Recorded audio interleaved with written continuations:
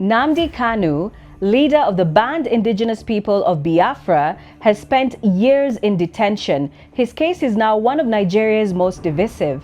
Keeping Nnamdi Kanu in detention for more than 4 years, I think is a disgrace to this nation.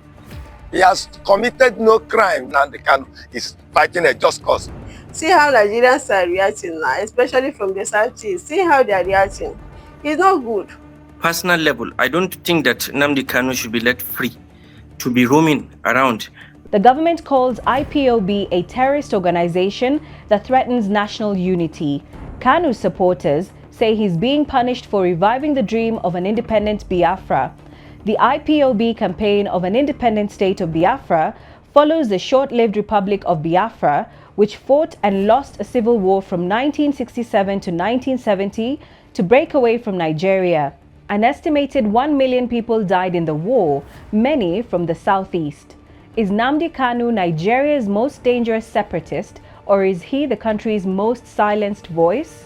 Welcome to the flip side. Nnamdi Kanu was arrested in Kenya in 2021 following an arrest warrant for his return to Nigeria to face trial. The Nigerian government maintains he was lawfully taken into custody and extradited, but his lawyers and supporters disputed that version, calling it an abduction and arguing that due process was ignored. The legal debate over how he arrived in Nigeria now forms a central part of the trial, one that's seen countless delays and polarized Africa's most populous nation. It shows that our judiciary is dead. And as a giant of Africa, it's very wrong for us to be operating a very insultive and rubbish system. Even Boko Haram, they gave them amnesties. So why are they holding in Nnamdi? As a Nigerian who respects the constitution of Nigeria and respects the three arms of government, the legislature, judiciary, and of course, the executive.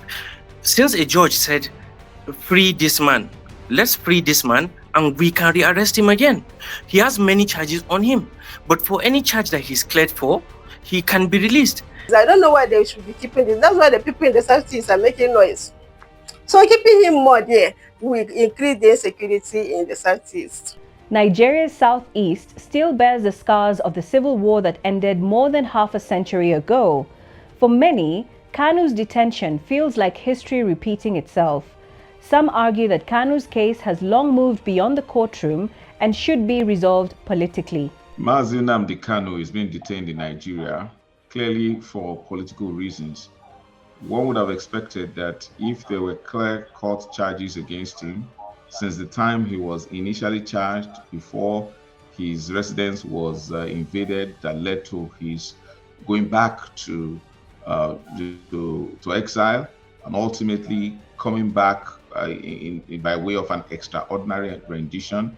One would have thought that 5 years later, he should have been tried, possibly convicted or sentenced, but that has not happened yet. We think that everything surrounding his ordeal at this moment is political, and that's why many believe that the solution should also be political. A political solution. That's one way many in Nigeria believe could address the situation. Some voices now call for a political solution, arguing that holding Kanu has done little to ease tensions or improve security in the southeastern region.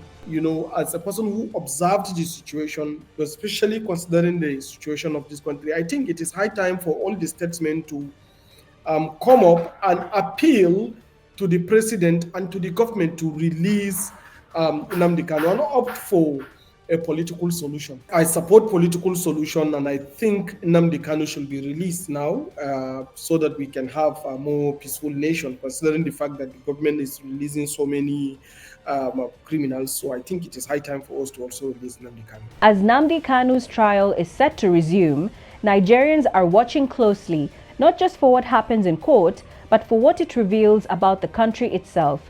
Whether Nnamdi Kanu is seen as a terrorist or a political prisoner, his prolonged trial and detention have become a test of Nigeria's justice system and of its promise of unity in diversity. And that's the flip side.